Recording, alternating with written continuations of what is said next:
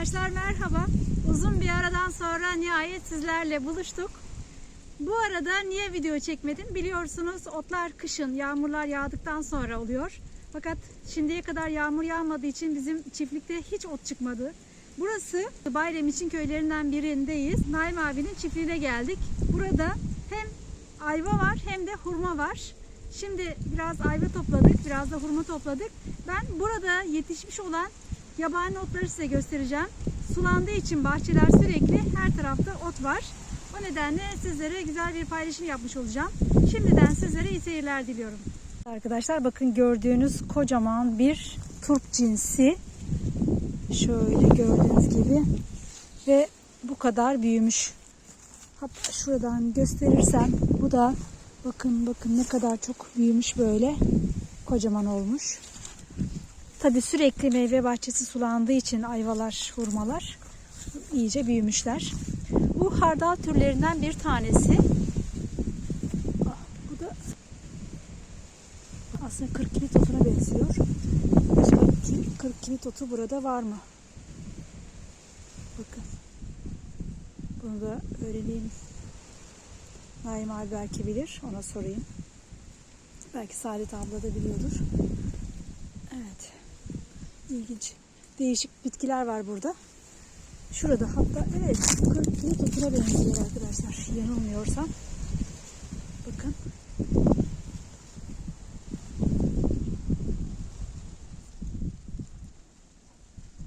Çok güzeller.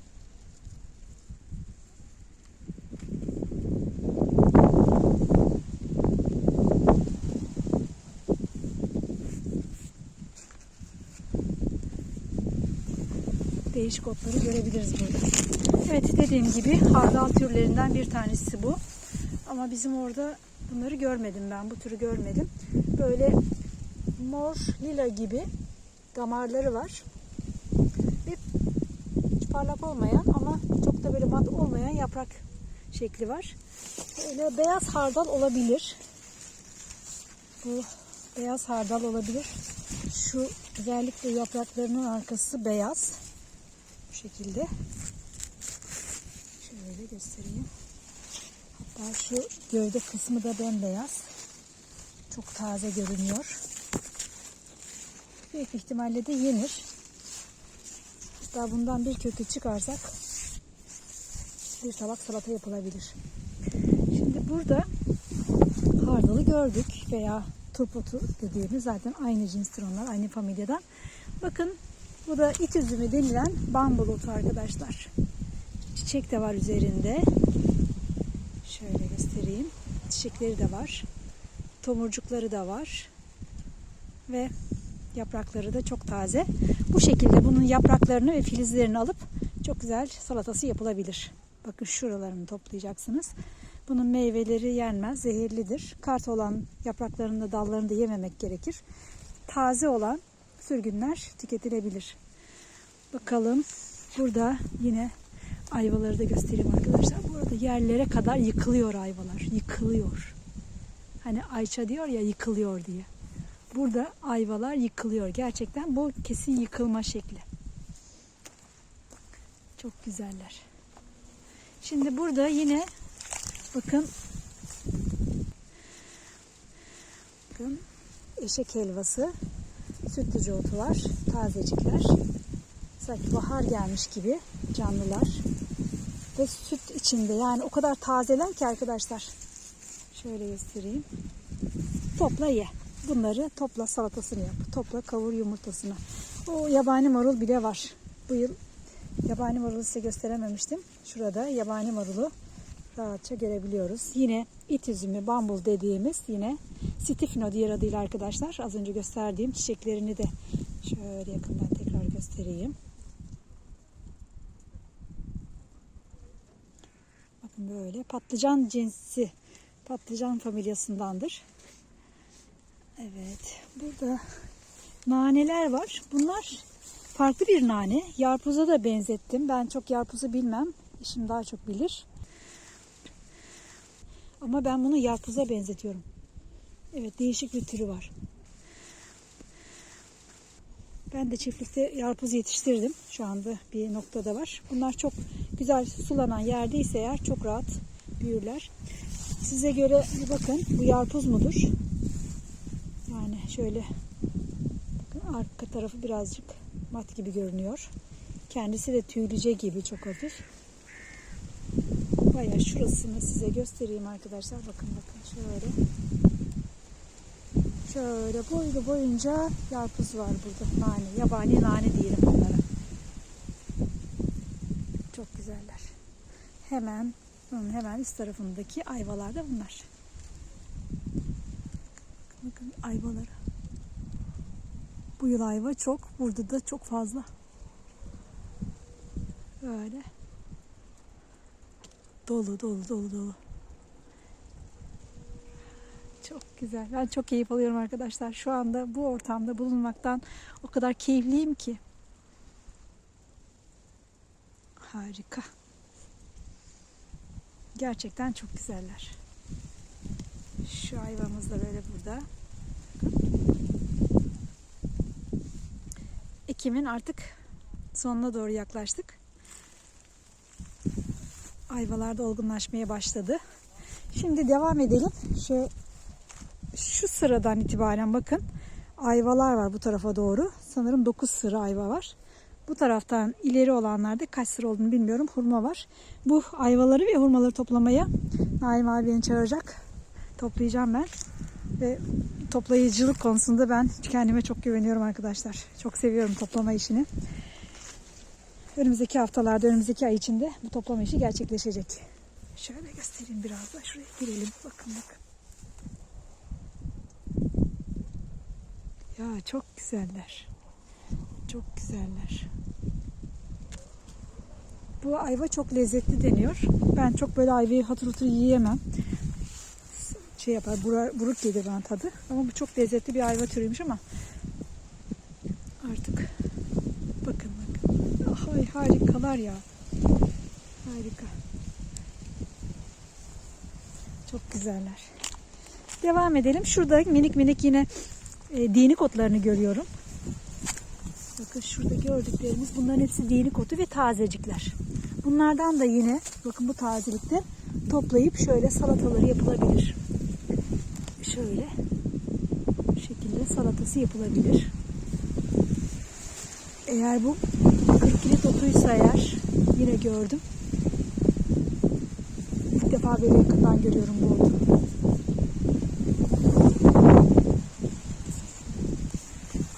Yine devam edelim. Evet bakın 40 kilit otunun da böyle, şurada gösterelim, şeyleri vardı benim bildiğim kadarıyla. Çıkıntıları. Bu kadar kolay yetişeceğini ve bulunacağını hiç bilmezdim. Bayram işte. Eğer yetişirse bizim çiftlikte de bunu yetiştirmek isterim. Şifalı olan bitkilerden biri diyebiliyorum. Bakın. Evet. Yine bambul otlarını görüyoruz. Tazecikler.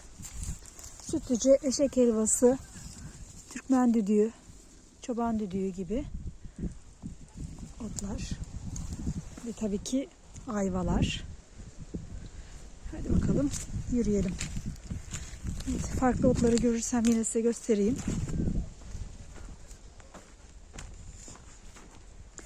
Bu arada hemen sol tarafa dönersek burada da bu farklı bir cins. Bu sanırım sert yenen hurmalardan biri. Evet, elma gibi yenen. Şu tarafta da çok tutulan bir cinsmiş.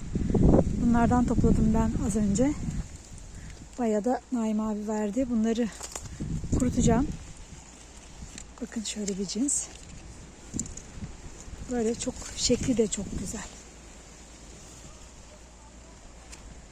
Şurada da var. Şu dallara bakın arkadaşlar. Çok güzelliğe bakın. Naim abi burada organik tarım yapıyor. İlaç atmıyor, zehir atmıyor. Şunlar çok güzeller. Böyle. Artık dalları yıkılıyor. Bakın. Dalları yıkılıyor hurmaların. aşağılara kadar devam ediyor.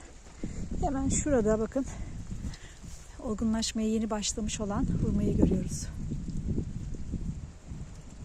Çok güzeller. Bakın ama sert daha.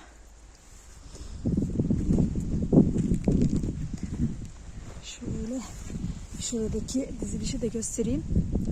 Hatta Naim abi buna bir tane direk koymuş. Yıkılmasın, ağaçlar dalları kırılmasın diye. Şöyle uzağına göstereyim. Bakın.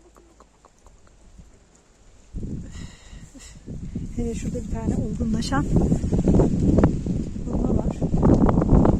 Şöyle yıkılıyor ağaçlar.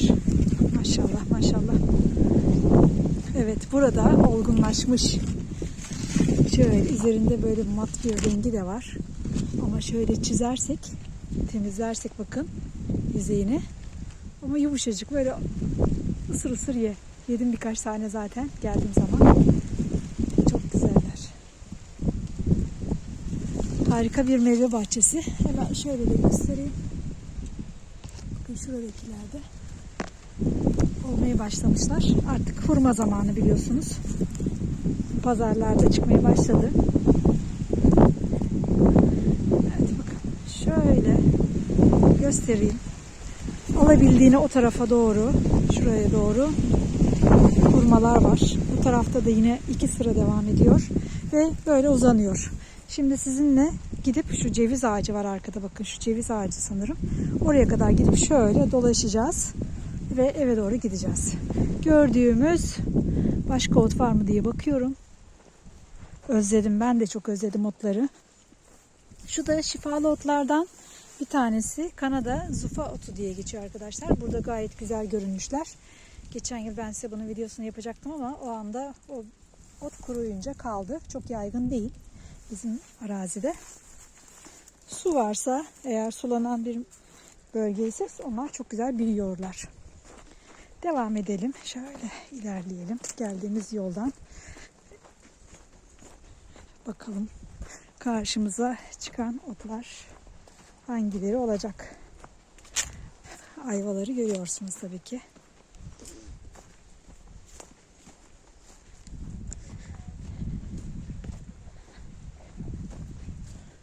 Ben susuyorum şimdi.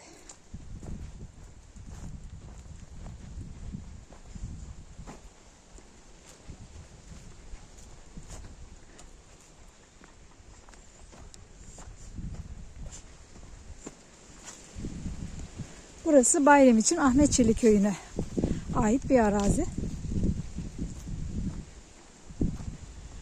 Şurada da bakın feromon tuzakları var.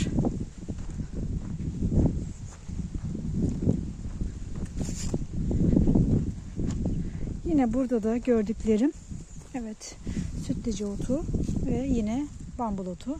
Ki bambul otunu bu mevsimde pek göremeyiz.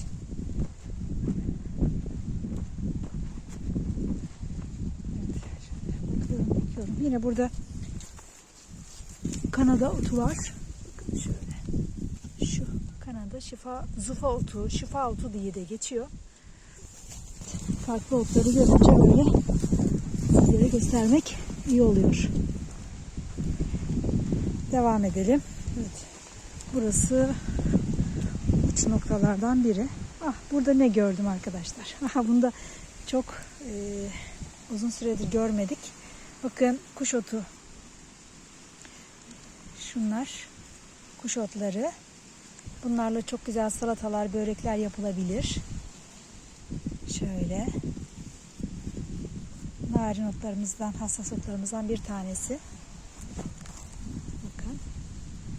Serçe otu diye de geçiyor. Tavuk otu diye. Evet, bakın yine bizim arazide olmayan sütleyen otu. Bu da özellikle ne olurdu parmaklarda, ellerde? Sil. Sillere iyi gelir. Bunun sütü vardır. Hadi bunu koparalım. Şöyle sütünü göstereyim size. Süt çıkması lazım. Evet. Sil olan bir noktaya bunu dokunduracaksınız. Hatta şuraya yapalım. Bakın. Bu da sütlü otlardan bir tanesi. Şurada da hemen görüyoruz. Sütleyen otu. Bizim arazide pek görmüyorum ben bu otu. Yapışkan otu da varmış burada. Yoğurt otu diğer adıyla arkadaşlar. Bakın. Evet. Şu. Yapışkan otu. Bu da yapışır, kalır. Böyle. Ondan yapışkan otu denmiş. Yoğurt otu da deniyor. Bununla da yoğurt mayalayabilirsiniz. Şu da ayrık otunun bir cinsi. Ama tam ayrık otu değil. Tohumlarına bakın ne kadar çok yayılıyor. Her bahçenin belası diyebilirim. Başına dert. Bunlar tarlaya bir kere geldiği zaman terk etmiyor arkadaşlar. Öyle bir bitki. Evet. Güzel. Bu da tarla sarmaşığı diye geçiyor arkadaşlar. Böyle yaz boyunca tarlalarda yine olur. Kışın olmaz bu ot.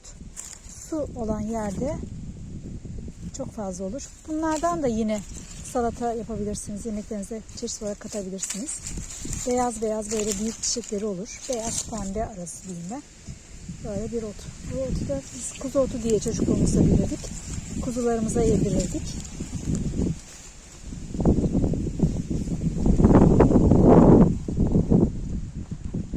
Ayvalar burada bitti. Ceviz ağacına bakın arkadaşlar. Ne kadar büyük bir ceviz ağacıymış. Vallahi bu kadar ceviz ağacı. Biz de arazimize ceviz ağacı ektik ama tabii bu cevizlerin bu kadar büyüdüğünü ömrümüz göremeyiz. Yani ömrümüz yetmez. Maşallah maşallah.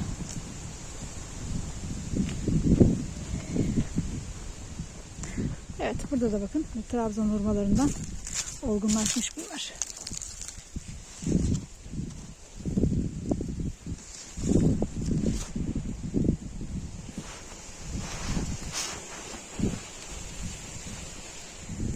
Çok güzel bir rengi var. Burada da kanyaş otu var. Hiç sevmediğim otlardan, ayrı otları gibi zararlı olan otlardan kanyaş otu. Kanyaşı biz çocukluğumuzda tarlamızda onları yok edebilmek için çok uğraştık. Bu ağaçtakiler hemen olgunlaşmışlar. Cinsi başka. Bakar mısınız? Olgunlaşınca da böyle hemen akmaya başlamış. Yazık. Çok tatlı, lezzetli bir meyve. Trabzon hurması. Cennet hurması diye de geçiyor zaten. Cennet meyvesi diye.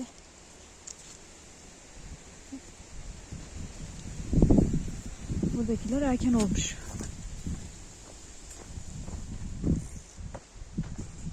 Yan tarafta da hayvanlar için mısır üretiliyor. Böyle silaj yapılıyor bunlardan. Mısır silajı.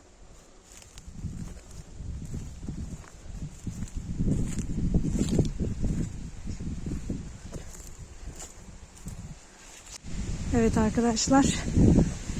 Benim videomu kesmem gerekiyor. Beni yemeğe çağırıyorlar. Ama çok güzel bir tur oldu benim için. Şöyle bir daha göstereyim size şunları. Bakın. Bakın güzelliğe. Harika bir meyve. Harika. Harika bir meyve. Şöyle. Bayıldım bu meyvelere. Toplaması da çok keyifli. Bakalım başka bitki gördüm mü? Hemen az önce size gösterdiğim hardal veya turp cinslerinden biri. Hardala daha çok benziyor sanırım. Bunun da gövdesi mor. Beyaz hardal diyemeyeceğim. Şöyle devam edelim.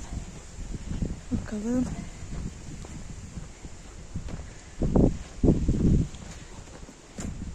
Şu anda bahçe sulanıyor.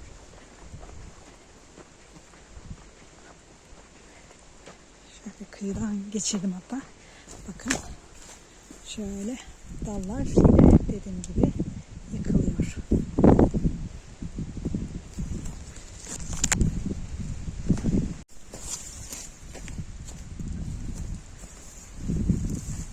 Evet arkadaşlar, videomuz buraya kadar olsun bugün. Başka bir videoda görüşmek üzere. Hoşça kalın.